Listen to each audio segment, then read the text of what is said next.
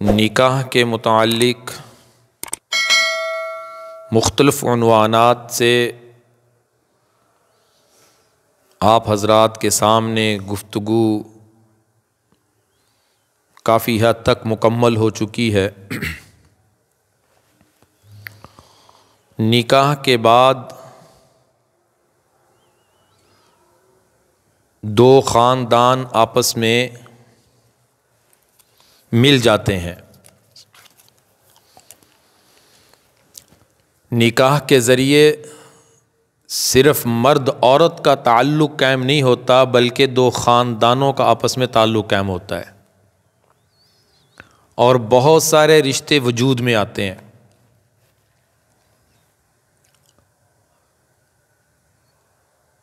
شریعت نے رشتوں کے متعلق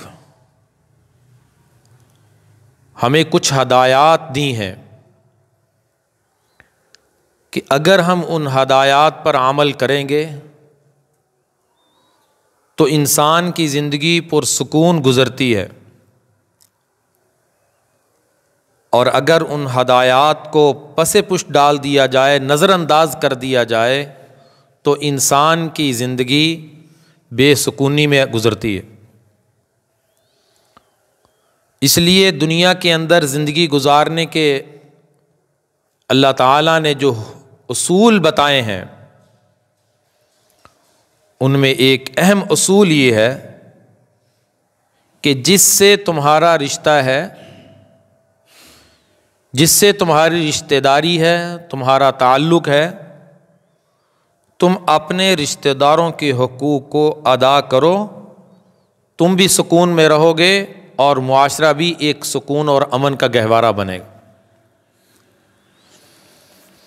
تو رسول اللہ صلی اللہ علیہ وسلم کی تعلیمات میں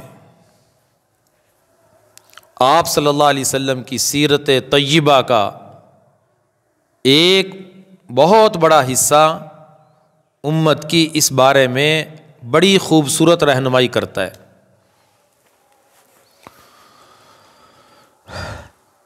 کہ جس رشتے کا تمہارے اوپر حق ہے تم اس کے حق کو ادا کرو۔ جب تم دوسروں کے حقوق ادا کرو گے تم نے شریعت کے ایک حصے پر نہیں بلکہ آدھی شریعت پر عمل کر لیے۔ علماء نے لکھا ہے کہ شریعت دو چیزوں کا نام ہے، اگر پوری شریعت کو دو لفظوں میں جمع کیا جائے تو دو لفظ ہیں۔ شریعت کا ایک نام اللہ کے حقوق کو ادا کرنا اور شریعت کا دوسرا نام اللہ کے بندوں کے حقوق کو ادا کرنا۔ پورے دین کا یہی خلاصہ ہے۔ آپ صلی اللہ علیہ وسلم زندگی کی جو آخری وصیت اپنی امت کو فرما کر گئے اس کا خلاصہ بھی یہی ہے، الصلاۃ، میری امت نماز نہ چھوڑنا، اور وما ملکت ایمانکم، اپنے متحتوں کے ساتھ اچھا سلوک کرنا۔ تو علماء فرماتے ہیں اس وصیت میں بھی آپ صلی اللہ علیہ وسلم نماز کا بتا کر اللہ کے حقوق کے متعلق اپنی امت کو آگاہ فرما رہے ہیں، کیونکہ اللہ کے حقوق میں سب سے بڑا حق نماز کی ادائیگی ہے، اس لیے نماز کا ذکر فرمایا، اور اپنے متحتوں کے ساتھ اچھا سلوک کرنے کا حکم دے کر حقوق العباد کو بیان فرمایا کہ جن کے حقوق تمہارے متعلق ہیں تم ان کے حق کو ادا کرنے کی فکر کرو۔ یہ بات میں کئی بار عرض کر چکا ہوں کہ شریعت اور دین صرف عبادات کا نام نہیں ہے بلکہ شریعت کا دوسرا نام، جیسے میں نے عرض کیا، دوسروں کے حقوق کو ادا کرنا ہے۔ ایک شخص عبادت کرتا ہے اور پورا زور عبادات کے اوپر لگاتا ہے، نفلی عبادات کرتا ہے، لیکن جن کے حقوق اس کے متعلق انہیں ادا کرنے کی فکر نہیں کرتا، اس نے دین کے بہت بڑے حصے کو چھوڑ دیا، جبکہ مطالبہ ہے کہ تمہارا عمل پورے دین پر ہونا چاہیے۔ یا ایھا الذین آمنوا ادخلوا فی السلم کافہ، اے ایمان والو پورے کے پورے اسلام میں داخل ہو جاؤ۔ تو اس لیے رسول اللہ صلی اللہ علیہ وسلم کی تعلیمات میں صلہ رحمی کے متعلق، رشتوں کے حقوق پورا کرنے کے متعلق بڑی واضح تعلیمات موجود ہیں، آپ کے ارشادات موجود ہیں۔ آپ صلی اللہ علیہ وسلم ارشاد فرماتے ہیں کہ جب اللہ نے مخلوق کو پیدا فرمایا تو رشتہ داری کھڑی ہو گئی۔ اس نے اللہ کی بارگاہ میں عرض کی کہ یا باری تعالی، میں آپ کی حفاظت اور پناہ میں آتی ہوں کہ لوگ میرے حق کو ضائع کریں گے۔ اب اس کی کیفیت کیا تھی اللہ کی ذات بہتر جانتی ہے، کہ ہو سکتا ہے اللہ تعالیٰ نے اس کو وجود عطا فرما دیا ہو، جسم عطا فرما دیا ہو، بہت ساری چیزیں ایسی ہیں جن کی کیفیات ہم نہیں سوچ سکتے، نہ ہماری سمجھ میں آ سکتی ہیں۔ تو اللہ تعالیٰ نے فرمایا کیا تو اس بات پہ راضی ہے کہ جو تیرے حق کو ضائع کرے گا میں اس کا حق ادا نہیں کروں گا بلکہ اسے سزا دوں گا، اور جو تیرے حق کو پورا کرے گا میں اس کے حق کو پورا کروں گا۔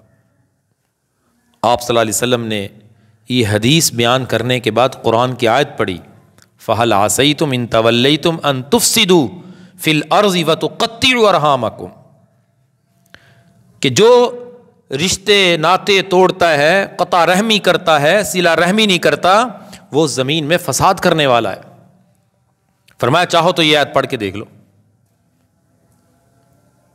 اور قیامت کے دن ان رشتوں کے متعلق سوال ہونے والا ہے۔ سورۃ النساء کی پہلی آیات ہر نکاح کے خطبے میں پڑھی جاتی ہیں۔ اس آیت کا ایک حصہ ہے وَاتَّقُوا اللَّهَ الَّذِي تَسَاءَلُونَ بِهِ وَالْأَرْحَامَ، اس ذات سے ڈرو جس کا نام لے کر تم لوگوں سے سوال کرتے ہو، لوگوں سے تعاون کی اپیل کرتے ہو، مدد مانگتے ہو کہ اللہ کا واسطہ مجھے معاف کر دو، اللہ کا واسطہ مجھے فلاں چیز دے دو، اللہ کا نام لے کر لوگوں سے سوال کرتے ہو، اس ذات سے ڈرو۔ والارحام، اور جو اللہ نے رشتے بنائے اس بارے میں بھی اللہ سے ڈرو، ان رشتوں کو حقوق ادا کرنے کی فکر کرو۔ تم سے سوال ہونے والا ہے، پوچھ ہوگی۔ واتقوا اللہ الذی تساءلون بہ والارحام، اللہ سے ڈرو جس اللہ کا نام لے کر تم لوگوں سے سوال کرتے ہو۔ کس معاملے میں ڈرو؟ رشتوں کے متعلق اللہ سے ڈرو، یعنی جو اللہ نے ان رشتوں کے حقوق پورا کرنے کی تمہیں تاکید فرمائی ہے، تمہیں اس کا خیال رکھنا چاہیے۔ اب ایک طرف آپ صلی اللہ علیہ وسلم کی تعلیمات اور دوسری طرف مسلمان کی زندگی۔ اب اس نے خود محاسبہ کرنا ہے کہ میرا دین کے اور شریعت کے اس حصے پر کتنا کامل ہے۔ آپ صلی اللہ علیہ وسلم نے زندگی بھر اتنے واقعات ہیں کہ آپ نے مثالیں قائم کی۔ سیرت طیبہ میں کتنی مثالیں موجود ہیں کہ آپ صلی اللہ علیہ وسلم نے اپنے رشتہ داروں کے ساتھ کیا معاملہ کیا، کس قدر ان کے ساتھ اس نے سلوک کیا، اپنی زندگی سے عمل کر کے دکھایا۔ جبکہ آپ سب جانتے ہیں کہ آپ صلی اللہ علیہ وسلم کے کتنے رشتہ دار جو آپ کی جان کے دشمن تھے،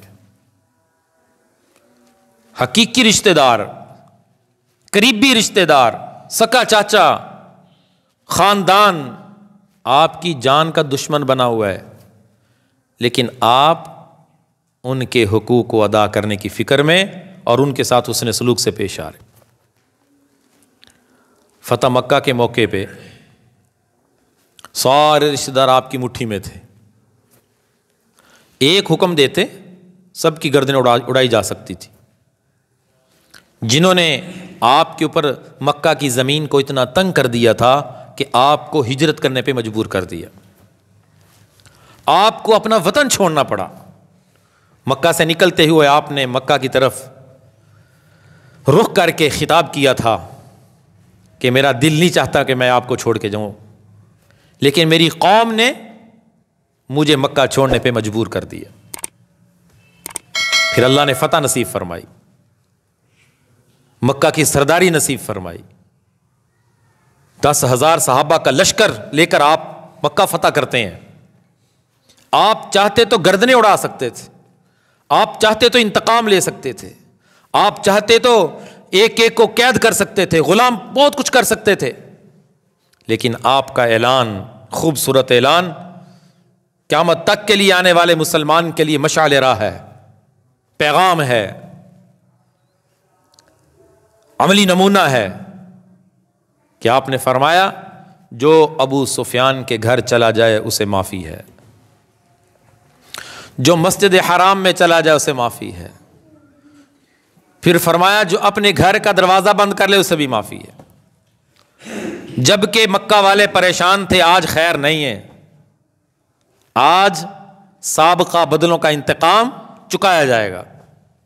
لیکن میرے نبی نے فرمایا لا تثریب علیکم اليوم, جو حضرت یوسف نے اپنے بھائیوں کے لیے اعلان کیا تھا, جو بھائی جان کے دشمن بن گئے, یوسف علیہ السلام کے ساتھ کتنا بڑا حسد کیا انہوں نے, کنویں میں پھینک کے چلے گئے اور اپنی طرف سے ختم کر کے چلے گئے. اللہ نے حفاظت کے انتظام کر کے کنویں سے تخت بادشاہی پہ بٹھا دیا. کس نے بٹھایا؟ اللہ نے. وہ تو کام تمام کر گئے تھے, وہ تو قصہ ختم کر گئے تھے, وہ کہانی ختم کر گئے تھے, وہ تو مار گئے تھے, قتل سب کچھ کر گئے تھے. انہیں کیا پتا تھا کہ کیا ہونے والا ہے. تو یوسف علیہ السلام نے اپنے بھائیوں کے لیے یہی اعلان کیا تھا. جب وہ حیران ہو گئے یہ یوسف ہے, انہوں نے کہا ہاں, قال انا یوسف, میں یوسف ہوں, وہذا اخی, یہ بنیامین میرا بھائی ہے. انہ من یتقی ویصبر, جو اللہ سے ڈرتا ہے صبر کر لیتا ہے. لوگ بڑا حسد کریں گے, یہ نہیں پرواہ کرتا, صبر کرتا ہے. حاسد کا کچھ نہیں بنتا سوائے ٹینشن کے, سوائے پریشانی کے, بے سکونی کے, اس سے کچھ حاصل نہیں ہوتا. حسد کر کے کچھ نہیں ملے گا, صبر کر لے. فإن اللہ لا یضیع اجر المحسنین, اللہ کسی کے اجر کو, نیکی کرنے والے کے اجر کو ضائع نہیں کرتا. تو اللہ کے نبی کا اعلان فتح مکہ کے موقع کے اوپر یہی تھا, معاف کر دو, معاف کر دو. معافی کا اعلان ہو گیا. نمونہ پیش کیا, نمونہ. اللہ اکبر. ہمارے لیے مثالیں ہیں. سیدنا ابو بکر صدیق رضی اللہ تعالیٰ عنہ اپنے رشتہ داروں کے ہاں ماہانہ خرچ دیا کرتے تھے. غریب تھے, احساس کرتے تھے. حضرت عائشہ رضی اللہ تعالیٰ عنہ پر الزام کا واقعہ, بہتان کا واقعہ مشہور قرآن کی سورۃ النور میں موجود ہے. منافقین نے غلط خبر اڑائی تھی, تو جب انہوں نے بات کو مشہور کیا, اس میں کچھ مسلمان الزام لگانے میں تو شریک نہیں تھے, بات کرنے میں شریک ہو گئے تھے. الزام منافقین نے لگایا تھا, اور وہ مسلمان تھے جن کے ماہانہ خرچ حضرت ابو بکر چلایا کرتے تھے. جب حضرت ابو بکر کو پتہ چلا کہ وہ میرے عزیز اور میں ان کے گھر کا خرچہ ماہانہ دیتا ہوں, اور یہ میری بیٹی کے الزام کے اندر باتیں کر رہے ہیں, ابو بکر رضی اللہ تعالیٰ نے قسم اٹھائی کہ اللہ کی قسم آج کے بعد 1 روپیہ بھی ان کے گھر نہیں دوں گا. ختم. اللہ کا قرآن نازل ہوا, سیدنا ابو بکر کو بتانے کے لیے، ان کے لیے وَلَا يَأْتَلِ أُولِي الْفَضْلِ مِنْكُمْ وَالسَّعَةِ أَنْ يُؤْتُوا أُولِي الْقُرْبَى، فضل والے، مال والے، صاحب ثروت، صاحب استطاعت قسمیں نہ اٹھائیں، جن کو اللہ نے وسعت دے رکھی ہے، خرچ کریں۔ بس قرآن کا حکم سننا تھا، قرآن کی آیت کا سننا تھا، اللہ کا پیغام سننا تھا، ابو بکر رضی اللہ تعالیٰ نے ڈبل خرچہ دینا شروع کر دیا۔ کتنا بڑا حکم آیا کہ رشتہ دار کے ساتھ جو سلوک ہے وہ اللہ تعالیٰ کو بڑا پسند ہے۔ اللہ کو یہ حضرت ابو بکر کا عمل اچھا نہیں لگا، اللہ نے قرآن نازل کیا، ہدایات دیں، اور اللہ کے اس عمل کو میرے نبی نے عمل کر کے دکھایا، صحابہ نے عمل کر کے دکھایا، اور ایک اصول بیان کیا،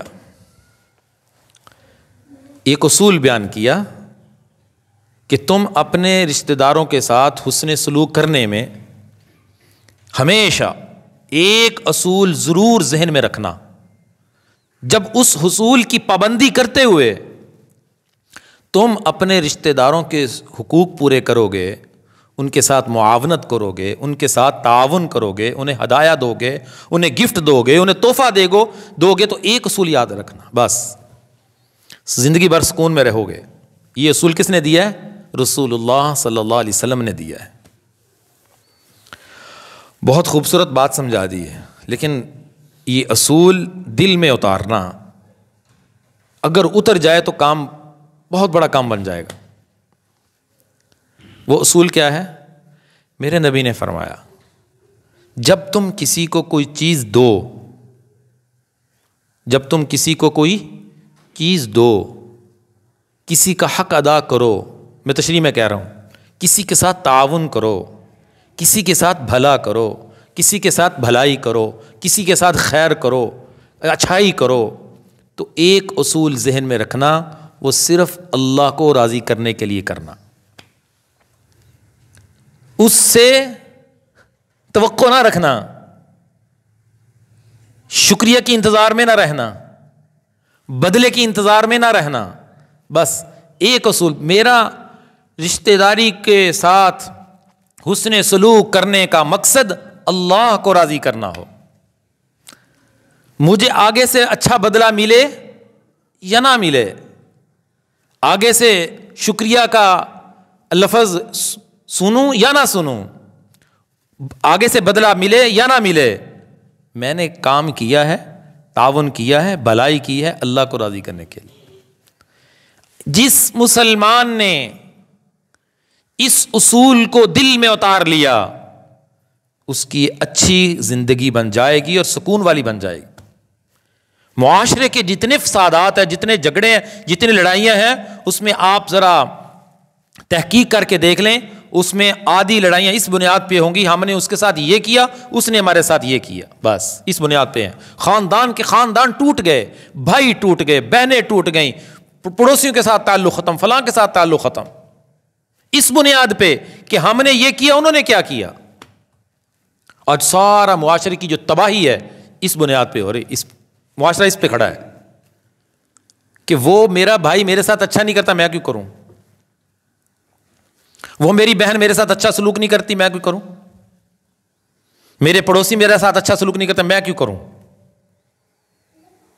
میرا دوست میرے ساتھ اچھا نہیں کرتا۔ اچھا اگر اچھا کر لیں، اگر اچھا کر لیں کسی کے ساتھ، پھر انتظار میں ہے کہ اب بدلے میں کیا دیتے ہیں، ساری رسومات نے جکڑا ہوا ہے معاشرے کو، یہ ساری رسمیں ہیں، کوئی تقریب ہو، کوئی شادی، کوئی پروگرام، پیسے ضرور دے کے آنے ہیں، اور لینے والے بھی انتظار میں ہیں۔ میرے نبی نے فرمایا جس چیز کی تمہیں انتظار لگ جائے اور تمہاری نظریں کسی کی جیب کے اوپر، کسی کی مال کے اوپر پڑ جائیں، اور تم انتظار کرو کہ یہ مجھے چیز دے، اور اگر وہ دے دے، اللہ اس چیز سے برکت کو ختم کر دیتے ہیں۔ اور کتنے لوگوں کی دوسروں پہ نظریں لگی ہوئی ہیں، انتظار میں ہوتے ہیں کہ فلاں رشتہ دار ملنے آ رہا ہے، وہ کیا لے کے آ رہا ہے، فلاں عزیز باہر سے آ رہا ہے، کیا لے کے آ رہا ہے؟ لے آئے تو خوشی ہے، نہ لے کے آئے تو بس دل میں نفرت ہے۔ تم نے کسی کے ساتھ تعاون کیا، بھلائی کی، اس نے شکریہ ادا نہیں کیا، اس نے تمہارے ساتھ بھلائی نہیں کی، وہ تمہاری توقع کے مطابق پورا نہیں اترا، دوبارہ اس کے ساتھ اس نے سلوک نہیں کرے گا۔ کیوں؟ اس لیے کہ اس نے اس سے شکریہ کروانے کے لیے، بدلہ لینے کے لیے اس نے سلوک کیا تھا، اس نے نہیں کیا، بس ختم ہو گیا معاملہ، لیکن ثواب سے محروم ہو گیا، ثواب ختم ہو گیا، کیونکہ اس تعاون میں، اس ہدیے میں اللہ کی رضا مقصود نہیں تھی۔ اگر اللہ کی رضا مقصود ہوتی تو یہ بھول جاتا، یہ کسی کو ہدیہ دے کر، گفٹ دے کر، تعاون کر کے بھول جاتا کہ میں نے تو اللہ کے لیے تعاون کیا، اس کی توقع ختم ہو جاتی۔ آج ہر بندے نے دوسرے سے توقع باندھی ہوئی ہے۔ حکیم الامت مجدد ملت اشرف علی تھانوی رحمت اللہ علیہ فرماتے ہیں، تم کسی سے توقع ہی نہ رکھو، ساری زندگی سکون میں رہو گے، نہیں کرے گا تو وہ آپ کو توقع تو نہیں تھی۔ جب آپ توقع رکھو گے، اس سے امید رکھو گے، وہ اس امید کے مطابق نہیں کرے گا، تمہیں تکلیف پہنچے گی، پھر ساری زندگی اسی میں گزر جائے گی، پھر کسی کے ساتھ حسن سلوک نہیں ہوگا، پھر مال اور لالچ کی صورت میں ہی حسن سلوک ہوگا۔ کوئی بدلہ دے رہا ہے، حسن سلوک ہو رہا ہے، بدلہ دینا چھوڑ دیا، معاملہ ختم ہو گیا۔ اللہ کے نبی صلی اللہ علیہ وسلم نے فرمایا، لیس الواصل بالمکافی، صلہ رحمی کیا ہے؟ آپ نے فرمایا صلہ رحمی یہ نہیں ہے کہ جو تمہیں بدلہ دے تم بھی اس کو بدلہ دو، یہ صلہ رحمی نہیں ہے، یہ تو عدلے کا بدلہ ہے۔ لیس الواصل بالمکافی، صلہ رحمی یہ نہیں ہے کہ جو تمہارے ساتھ اچھا کرے تم بھی اچھا کرو۔ فرمایا وَلَكِنَّ الْوَاصِلَ مَنْ اِذَا قُطِعَتْ، صلہ رحمی یہ ہے اِذَا قُطِعَتْ رَحِمُهُ، جو تمہارے ساتھ رشتہ توڑے اور وَصَلَهَا، تم اس کو جوڑو، جو توڑ رہا ہے تم جوڑ رہے، یہ صلہ رحمی ہے۔ وہ کہتا وہ نہیں سلام کرتا میں نہیں کروں گا، ہم وہاں اس کے پروگرام میں شریک نہیں ہو گے، وہ ہمارے پروگرام میں نہیں ہے۔ اگر یہ بنیاد ہے، اور وجوہات وہ الگ بات ہے، اس بنیاد پہ اگر یہ کام ہو رہا ہے تو یہ اس کو شریعت نہیں ہے، یہ ساری رسومات ہیں، یہ سب غیر اللہ ہے۔ تو اللہ کے نبی نے جو اصول بتایا، کسی کے ساتھ تعاون، ہدیہ، گفٹ، تہادو و تحابو، ہدیہ دو محبت بڑھتی ہے، لیکن اصول یاد رکھو، کس کے لیے کرو؟ اللہ کے لیے کرو، اللہ کو راضی کرنے کے لیے کرو، اور مخلوق سے توقعات کو ختم کر دو، مخلوق سے کوئی توقع نہ رکھو، زندگی سکون میں گزرے گی۔ اور مخلوق کے ایک ایک عمل پر جو ان کے ساتھ تعاون کریں گے، بھائی کے حقوق، بہنوں کے حقوق، چچاؤں کے حقوق، خالہ کے حقوق، جتنے بھی رشتے اللہ نے بنائے ان کو ادا کرو گے تو ایک ایک رشتے کے ساتھ حسن سلوک کرو گے، اللہ کی طرف سے انعامات ہیں، انعامات کے وعدے ہیں، بڑا اجر و ثواب ہے۔ فرمایا جو صلہ رحمی کرتا ہے اللہ اس کی زندگی میں برکت عطا فرماتے ہیں، لمبی عمر عطا فرماتے ہیں۔ جو صلہ رحمی کرتا ہے اللہ اس کے رزق میں برکت عطا فرماتے ہیں۔ اللہ کے نبی نے فرمایا تمہاری لڑائی ہو گئی اور تم حق پہ ہو، تم حق پہ ہو، تم نے صرف جھگڑے کو ختم کرنے کے لیے، کہتے ہیں نا رشتوں کو نبھانے کے لیے بعض مرتبہ خاموشی اختیار کرنی پڑتی ہے، صبر کرنا پڑتا ہے کہ رشتہ نبھانا ہے، تو فرمایا تم نے صبر کیا اور لڑائی کو ختم کر دیا، حالانکہ تم کیا تھے؟ حق پر تھے، تو میرے نبی نے فرمایا اللہ پاک اس کے لیے جنت کے درمیان میں محل بناتے ہیں۔ اللہ کو لڑائی جھگڑا ہرگز پسند نہیں ہے، پورا معاشرہ جکڑا ہوا ہے، گھر کے گھر برباد ہو رہے ہیں، روزانہ میاں بیوی لڑ رہے ہیں، روزانہ بھائی لڑ رہے ہیں، لڑائیاں ہو رہی ہیں، تو لڑائیوں کی بنیاد میں ایک بنیادی وجہ دوسرے سے خیر کی توقع باندھ رکھی ہے، وہ اس کے مطابق ہی نہیں کر رہا۔ بھائی نے بہن کی وراثت کی امید باندھ رکھی ہے کہ بہن جو وراثت ہے نا ہمارے نام کروائے گی، فلاں یہ زمین مجھے دے گا، فلاں یہ چیز مجھے دے گا، توقع باندھ رکھی ہے۔ اب وہ اس توقع کے مطابق کام نہیں ہوتا، پھر جھگڑا شروع ہو جاتا ہے، پھر نفرت شروع ہو جاتی ہے، پھر اختلافات شروع ہو جاتے ہیں۔ بھئی مخلوق سے توقع ہٹاؤ، امیدیں ہٹاؤ، دیکھو کتنی خوبصورت زندگی بنتی ہے۔ اللہ پاک اپنے نیک بندوں کو جو اپنے دل کی اصلاح کی فکر کرتے ہیں کہ ہمارا دل بن جائے، ایک ہوتا ہے نا ظاہری آنکھ، ایک ہوتی ہے باطنی آنکھ، جس کو کہتے ہیں دل بیدار ہو گیا۔ ظاہری آنکھ سے تو ہم دیکھ رہے ہیں لیکن کر نہیں رہے، کر اس لیے کہ دل بند ہے۔ اس کی مثال آپ یوں سمجھیں، ایک بندہ سودی بینک میں 1,00,000 روپیہ رکھواتا ہے یا قومی بچت میں پیسے رکھواتا ہے، اللہ سے اعلان جنگ کرتا ہے، 1,00,000 رکھواتا ہے، وہ کہتے ہیں جی مہینے کے بعد 10,000 اوپر بن جائے گا، 1,10,000 ہو جائے گا، تو یہ 1,00,000 روپیہ رکھوا دیتا ہے بینک میں، تو وہ مہینے کے بعد 10,000 اوپر بن جاتا ہے۔ اب اسے نظر آ رہا ہے کہ میرا مال بڑھ رہا ہے، 10,000 بڑھ گیا، اس کی آنکھ بھی کہہ رہی ہے، اس کی عقل بھی کہہ رہی ہے، اور جو کہنے والے ہیں کانوں سے سن بھی رہا ہے کہ 10,000 زیادہ ہو گیا، عقل بھی کہہ رہی ہے، سن بھی رہا ہے، دیکھ بھی رہا ہے، یہ عقل کہہ رہی ہے، یہ آنکھیں کہہ رہی ہیں کہ 10,000 بڑھ گیا، لیکن اللہ کہہ رہے نہیں بڑھا۔ وما آتیتم من ربا لیربو فی اموال الناس، جو تم سود کے اوپر پیسے دیتے ہو لیتے ہو مال کو بڑھانے کے لیے، فلا یربو عند اللہ، یہ بڑھتا نہیں ہے۔ اللہ یمحق اللہ الربا ویربی الصدقات، سود تو کم ہوتا ہے، گھٹتا ہے، صدقات بڑھتے ہیں۔ عقل کہہ رہی ہے بڑھ رہا ہے، آنکھیں کہہ رہی ہے بڑھ رہا ہے، کان سن رہے ہیں بڑھ رہا ہے، لیکن اللہ کیا کہہ رہے ہیں؟ بڑھا ہی نہیں، یہ تو کم ہو رہا ہے۔ اب یہ بات کون کہے گا کم ہو رہا ہے؟ اللہ کی بات پہ یقین کس سے آئے گا؟ جس کا دل کا تالا کھلا ہوا ہے، جس کا دل بنا ہوا ہے، وہ کہے گا کہ یہ کم ہو رہا ہے، میرے اللہ کا فرمان سچ ہے، حق ہے۔ سود خور کبھی کامیاب نہیں ہوتا، یہ اپنی عقل کے اوپر فیصلہ کرتا ہے، قرآن کو چھوڑتا ہے۔ قرآن کہتا ہے نہیں بڑھ رہا، یہ کہتا بڑھ رہا ہے۔ تو جب دل کے اوپر محنت ہوتی ہے تو دل کے دروازے کھلتے ہیں، پھر اللہ کی بات کا جو یقین وہ نصیب ہوتا ہے۔ ایک اللہ والے تھے، ان سے کسی نے پوچھا کیا حال ہے؟ کہنے لگا الحمدللہ میں ٹھیک ہوں، ہر دنیا کے اندر جب ہر کام میری طبیعت کے مطابق ہو رہا ہے، میری چاہت کے مطابق ہو رہا ہے، تو مجھے کوئی فکر ہی نہیں ہے، میں تو سکون میں ہوں، مجھے کوئی ٹینشن نہیں، کوئی فکر نہیں، کیونکہ ہر کام میری طبیعت کے مطابق ہو رہا ہے۔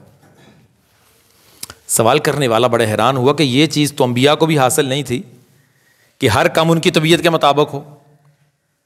عجیب بات کی ہے اللہ والے نے، انہوں نے کہی بات آپ کی سمجھ نہیں آئی کہ ہر کام آپ کی چاہت کے مطابق ہو رہا ہے؟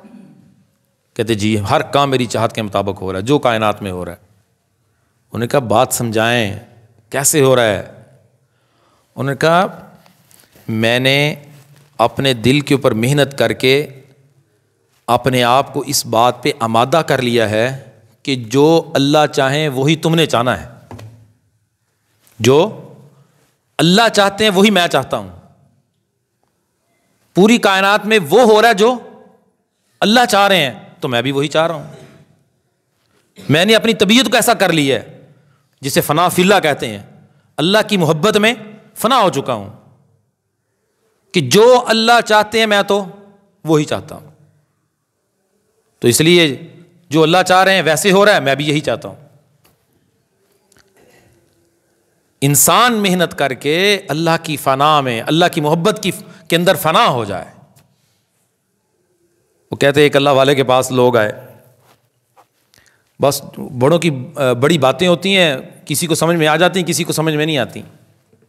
وہ کہنے لگے کہ حضرت ہماری دریا ہمارے بستی کے قریب سے گزر رہا ہے، تو اس کا رخ جو ہے نا ہماری بستی کی طرف ہونے لگا ہے، پانی ٹوٹ گیا ہے، وہ ہماری بستی کو ڈبو دے گا، آپ وہاں پہ تشریف لائیں، کو دعائے خیر کریں، اللہ سے مانگیں اللہ پاک اس کا رخ دوسری طرف کر دے۔ تو انہوں نے کہا اچھا مجھے لے چلو، وہاں چلے گئے۔ تو انہوں نے وہاں جا کر ان سے وہ اللہ کئی وغیرہ جو بھی دی انہوں پکڑی اور مزید اس سوراخ کو بڑا کرنا شروع کر دی۔ انہوں نے کہا کہ حضرت آپ تو یہ کیا کام کر رہے ہیں، یہ پانی ہماری بستی میں آ جائے گا، ہم تو اس کو بند کرنے کے لیے کروانے کے لیے آپ کو لائے ہیں، آپ اس کو مزید کھول رہے ہیں۔ تو فرمانے لگے کہ جب اللہ چاہتا ہے پانی اس طرف آنا چاہیے، میں اس کو کیوں موڑوں؟ جب اللہ چاہتا ہے پانی اس طرف آنا چاہیے تو میں بھی اللہ کی مشیت کے ساتھ ہی چلوں گا۔ مقصد عرض کرنے کا یہ ہے، مخلوق سے توقع ہٹا دیں، توقع کس سے رکھیں؟ اللہ سے۔ کسی کے ساتھ تعاون کریں، بھلائی کریں، ہدیہ دیں، گفٹ دیں، بدلے کی نیت نہ کریں، شکریہ کا انتظار نہ کریں، زیادہ لینے کی نیت نہ کریں۔ اگر کریں گے تو پھر فساد ہے، پھر لڑائی ہے، پھر جھگڑا ہے، کیونکہ وہ آپ کی توقع کے مطابق نہیں اترے گا۔ آپ نے امید باندھ رکھی ہے، وہ آپ کی امید کے مطابق نہیں اترا تو پھر کیا ہوگا؟ نفرت آئے گی، بات کرنے کو دل نہیں کرے گا، جھگڑے کھڑے ہوں گے، بیوی سے جھگڑا کرے گا کہ میں نے تیرے والدین کے ساتھ یہ کیا، اس نے کیا کیا، میں نے یہ کیا، اس نے کیا کیا، انہوں نے کیا کیا، انہوں نے کیا دیا۔ تو یہ پورے معاشرے کا جو فساد ہے اس کی بنیاد میں ایک وجہ یہ بھی ہے کہ مخلوق سے توقع وابستہ کر رکھی ہے، اس کو ختم کرنا پڑے گا، پھر اللہ تعالیٰ اجر دیں گے، پھر ثواب ملے گا، ورنہ سب ریاکاری ہے، ثواب کی بجائے الٹا عذاب ہے کہ تمہیں تو کہا تھا کہ تم نے رشتوں کو پورا کرنا ہے، حقوق پورے کرنے ہیں، صلہ رحمی کرنی ہے صرف اللہ کو راضی کرنے کے لیے، میرا حکم ہے۔ شریعت کا دوسرا نام اللہ کے بندوں کے حقوق ادا کرنا، لیکن تم نے کیا کیا؟ تم تو لوگوں کو راضی کرنے کی فکر میں لگے رہے۔ فرمایا جو سارا لوگوں کو راضی کرنے کی فکر میں رہتا ہے، اللہ کی رضا مقصود نہیں ہوتی، تو پھر اللہ بھی اس کو لوگوں کے حوالے کر دیتے ہیں، کیونکہ اس نے اللہ کو راضی کرنے کی نیت ہی نہیں کی۔ آج کی مجلس میں عزم کر لیں، یہ ساری جو باتیں میں نے عرض کی ہیں آپ صلی اللہ علیہ وسلم کی حدیث کی روشنی میں، کہ مخلوق سے نظریں ہٹا کر کس سے نظریں لگا لو؟ اللہ سے نظریں لگا لو۔ اللہ پاک ہمیں ان باتوں کی حقیقت اور سمجھ نصیب فرمائے۔